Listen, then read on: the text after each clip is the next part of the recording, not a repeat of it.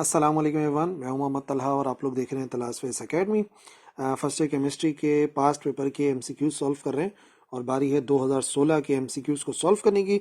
सो 2016 का question number 1, choose the correct answer for each from the given options. ठीक है, तो स्टार्ट करते हैं विद क्वेश्चन नंबर 1।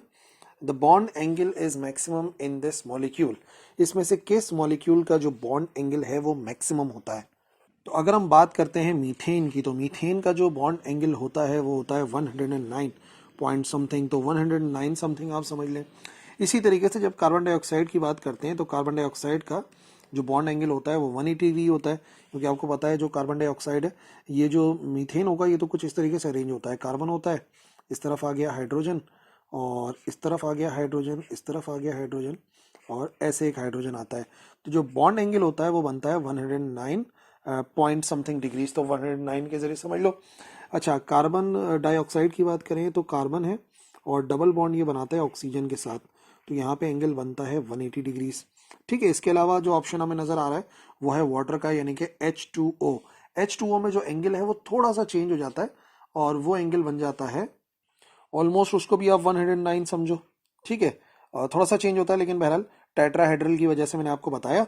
और बाकी अगर हम बात करते हैं NH3 की तो ऑलमोस्ट वो भी 109 डिग्रीज आता है।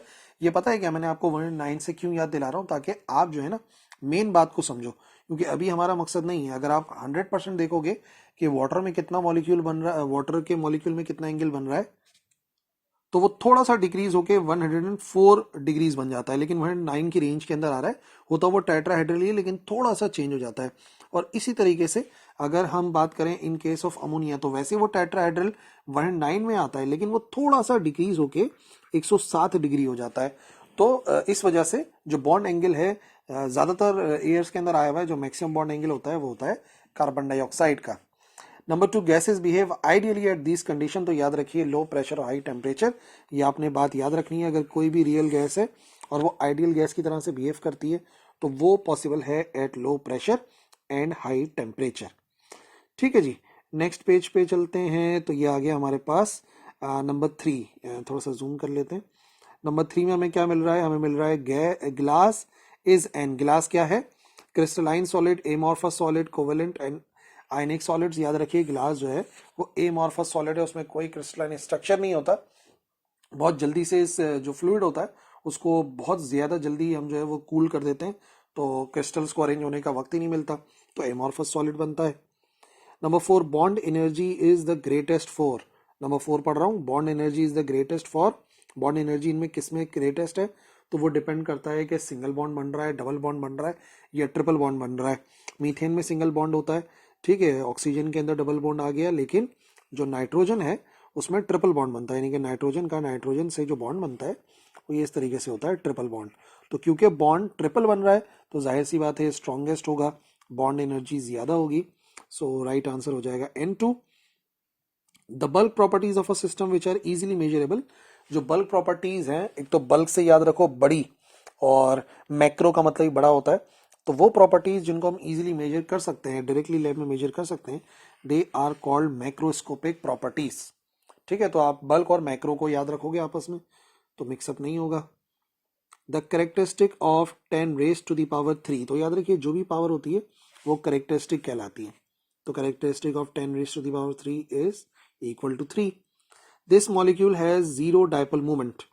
ठीक है, जीरो डायपोल मूवमेंट इसमें से किस में होता है?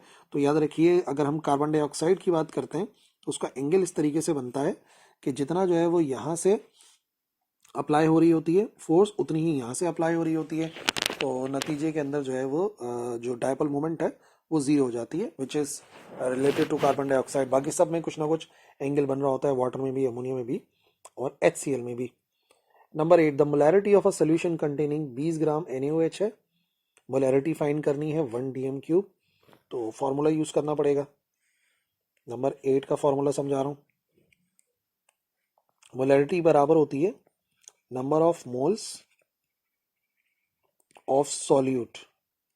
ठीक है, सॉल्यूट का हमें क्या देखना होता है? नंबर ऑफ मोल्स देखने होते हैं, और कितने वॉल्यूम ऑफ सोल्यूशन के अंदर वो जो है डिसॉल्व हो रहा है। ठीक है, तो नंबर ऑफ मोल्स पहले हमें निकालने पड़ेंगे। बात हो रही है NaOH की। ठीक है, सोडियम हाइड्रोक्साइड की, और 20 ग्राम है सोडियम हाइड्रोक्साइड। तो नंबर ऑफ मोल्स निकालने के लिए क्या करते हैं, मास ओवर मॉलिक्यूलर मास ना। तो मास और मॉलिक्यूलर मास, मास हमें कितना था, मास था 20 ग्राम, तो इधर तो आ जाएगा 20, और मॉलिक्यूलर मास निकालना पड़ेगा। मॉलिक्यूलर मास के लिए 23 आ गया सोडियम का, ऑक्सीजन का आ गया 16, और हाइड्रोजन का आ गया 1। तो ये हो जाएगा हमारे पास 23 प्लस 16 प्लस 1 40। तो इसी से डिवाइड करा देंगे, आ जाएगा 20 डिवाइड बाई 40, इट मीन्स ये हो जाएगा 0.5 मोल्स। तो 0.5 moles divided by 1 DM cube, तो आंसर आ जाएगा 0.5 m, that is 0.5। The octet rule, जो ऑक्टेट रूल होता है कि स्टेबल होने के लिए हमें चाहिए 8 इलेक्ट्रॉन, जिसे ऑक्टेट रूल कहते हैं, वो इसमें से किस पे अप्लाई नहीं होता। देखो नाइट्रोजन में भी अप्लाई हो रहा है, कार्बन डाइऑक्साइड में भी अप्लाई हो रहा है, ऑक्सीजन में भी अप्लाई हो रहा है, लेकिन याद रखिए हाइड्रोजन में अप्लाई नहीं होता। Hydrogen is the correct answer. क्यों? क्योंकि हाइड्रोजन में 8 एलिमेंट होते ही नहीं। हाइड्रोजन के अंदर सिर्फ पहला ऑर्बिट होता है और वो 2 से कंप्लीट हो जाता है। तो अगर एक हाइड्रोजन है, इसका जो है वो एक इलेक्ट्रॉन है, और दूसरा हाइड्रोजन है उसका एक इलेक्ट्रॉन है, तो यहाँ पर बॉन्ड बनता है और दोनों के इलेक्ट्रॉन जो है वो फिल हो जाते हैं। तो ऑक्टेट रूल अप्लाई नहीं होता हीलियम के केस में और हाइड्रोजन के केस में। Number 10, the yield of ammonia in Haber's process favoured by, तो याद रखिए, तो सिंपल सी बात है, हाई प्रेशर और लो टेम्परेचर होने पर जो अमोनिया की यील्ड है वो जो है बढ़ाई जा सकती है, यानी अमोनिया ज्यादा प्रोड्यूस करवाया जा सकता है when the pressure is high and temperature is low. Number 11, this ion has greatest degree of hydration, ये बिल्कुल सेंटेंस है हमारी बुक का। एल्यूमिनियम +3 जो है इसकी डिग्री ऑफ हाइड्रेशन ग्रेटेस्ट होती है, इसमें सलाहियत होती है ज्यादा हाइड्रोजन के एटम्स, वाटर के मॉलिक्यूल्स को अपने सराउंड करने की, अपने इर्द गिर्द अट्रैक्ट करने की। So it has the greatest degree of hydration. Number 12, the volume of, इतने मॉलिक्यूल्स हैं N2 के STP पर, तो उनका वॉल्यूम कितना होगा। अब याद रखिए, वॉल्यूम तब पता चलेगा जब हमें नंबर ऑफ मोल्स पता हो कि कितने नंबर ऑफ मोल्स बन रहे हैं। ठीक है, तो एक सिंपल सी बात है। क्वेश्चन नंबर 12 किस तरह से सॉल्व करना है, सबसे पहले तो हमें ये कैलकुलेट करना है कि इसके कितने नंबर ऑफ मोल्स आ रहे हैं। तो नंबर ऑफ मोल्स के लिए क्या करेंगे, हम इसको करेंगे नंबर ऑफ पार्टिकल्स, कितने नंबर ऑफ पार्टिकल्स हैं, कितने नंबर ऑफ मॉलिक्यूल्स हैं, डिवाइड बाय एवोगाड्रोस कांस्टेंट। तो क्या वैल्यू है, वैल्यू है हमारे पास 3.01 10 raise to the power 23 divided by 6.02 10 raise to the power 23। तो दोनों को डिवाइड करा के आंसर आएगा 0.5 मोल्स, यानी कि जिस भी चीज की बात हो रही है उसके 0.5 मोल है। तो हमें मालूम है एक मोल कितना स्पेस ऑक्यूपाई करता है, एक मोल स्पेस ऑक्यूपाई करता है 22.4 डीएम क्यूब।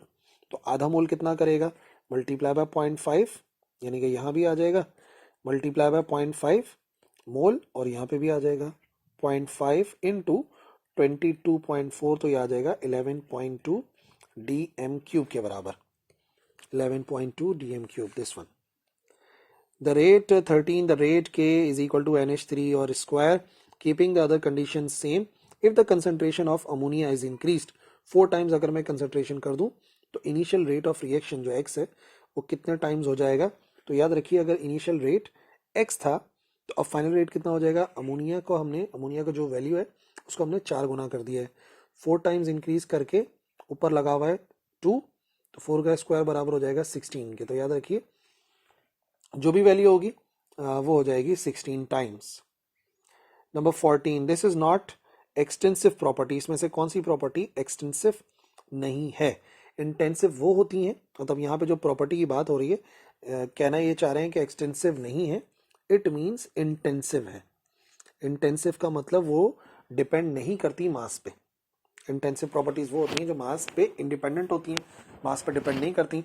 तो देखिए, एंट्रोपी मास पे डिपेंड करती है, इंथैल्पी मास से मास बढ़ाएंगे बढ़ जाएगी, और इंटरनल एनर्जी भी बढ़ जाएगी। वाहिद विस्कोसिटी है, किसी सब्सटेंस की जो विस्कोसिटी होती है वो अमाउंट ऑफ सब्सटेंस पे डिपेंड नहीं करती, बल्कि वो डिपेंड करती है उस सब्सटेंस पे, उस सब्सटेंस की वैल्यू पे। Number 15, the extent of reaction will be maximum for this KC value, KC की वैल्यू जितनी ज्यादा होगी रिएक्शन का एक्सटेंट उतना ज्यादा होगा। तो सबसे बड़ी वैल्यू देख लो, -13, 0.1, 10, 10 रेज टू द पावर 3, 1000। तो केसी की वैल्यू ज्यादा होती है तो रिएक्शन का एक्सटेंट भी बढ़ जाता है। And number 16, this hydrogen halide has the highest percentage of ionic character, ये हमारे बुक का सेंटेंस है। Hydrogen fluoride has the maximum highest percentage of ionic character and finally number 17, these have low value of activation energy. वैसे किसकी जो activation energy है वो maximum है, तो एक्टिवेशन एनर्जी मैक्सिमम होने का मतलब क्या हो गया कि वो जो प्रोसेस है, low values means fast reactions, low values of activation energy fast reaction होते हैं, और जो स्लो रिएक्शंस होते हैं उनकी एक्टिवेशन एनर्जी ज्यादा होती है। ठीक है, तो ये तो सिंपल सी लॉजिक है जिसके जरिए आप इसको समझ सकते हो। सो ये थे 2016 के वो 17 एमसीक्यूज। ठीक है, आई होप समझ में आ गए होंगे मुकम्मल तौर पे। कोई परेशानी रह गई है तो बिल्कुल लिख देना कमेंट सेक्शन में, I will reply. That's all for today. अल्लाह हाफिज़।